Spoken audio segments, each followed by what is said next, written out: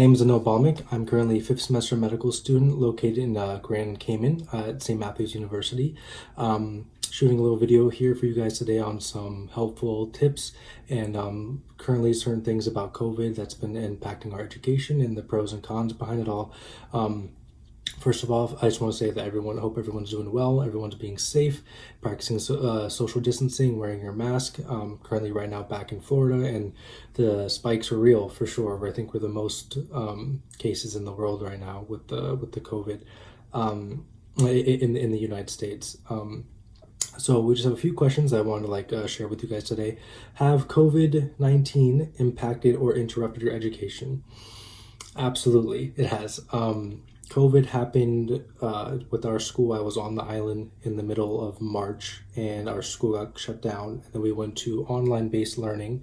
And that was definitely a huge transition, definitely going from the classroom, a small classroom size, to a online approach on Zoom, having to wake up and try to get into your zone in the dorm room and everything like that. It definitely has impacted the education. I still was able to communicate well with my classmates and my professors, but definitely I missed the going to class and getting that really solid education for sure. What are the negative impacts of living as a COVID-19 pandemic as a medical student? I think almost everyone, obviously, it's completely changed our life, it's changed our dynamic, it's changed our world, but I think for med students, we already have this inner crippling anxiety, if we're going to do well, if we're going to make it. And I think with COVID putting everything at a halt, I think definitely has messed up a lot of stuff for a lot of people. It's put a lot of people not being able to take the step exam, starting rotation, starting residency. It definitely has pushed a lot of things and making it on hold. So the future is not a guarantee.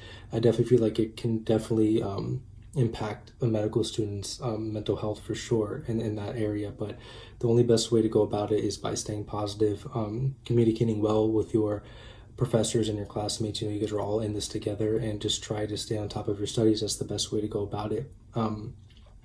How is your virtual medical experience, and will it ever replace the traditional medical school experience? No, it will never replace it. I definitely liked going to class on the island. There are certain days I wasn't too fond of it, thought we could maybe do things on our own time, but I definitely missed the act of going to class, being able to ask the professor questions, being able to do small team-based learning with my study groups. I definitely missed that, and I think the online approach, it's really hard to stay motivated during the pandemic, but you have to find some sort of way to keep your focus and make sure you're doing everything you can to make your dream happen. Did this COVID-19 interruption help you take advantage of excelling in other areas of your preparation for your next step?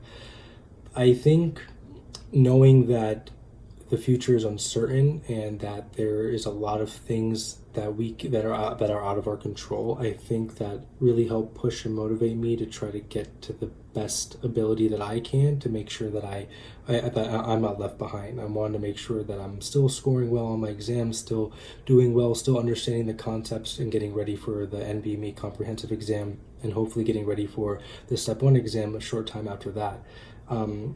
I think that nothing will ever replace the online Zoom School of Medicine. I think it's not the best ideal way for a medical student to occur, because we weren't able to go into the hospitals, we weren't able to practice on patient actors or the physical exam, taking histories, being able to know what is really going to be like when we start rotations. I think the only benefit I can take from this is the fact that thank the universe that we have some sort of technology that we're able to still pursue our education. I mean, it would really suck if we had to put everything on hold until the society goes back to normal to be able to go back in class. So I was happy that we still at least have this dynamic, because it's not really holding us back, but it has held us back because our exam taking has switched from different formats to different proctoring systems, to different MCQ to essay style questions. So a lot of things have changed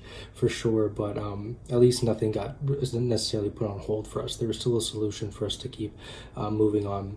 But overall, I hope that helps you guys know some little intake about what it's like being a Caribbean medical student, especially during COVID. If you guys have any questions, feel free to contact me. I'd be more than happy to answer them. Take care. Be safe.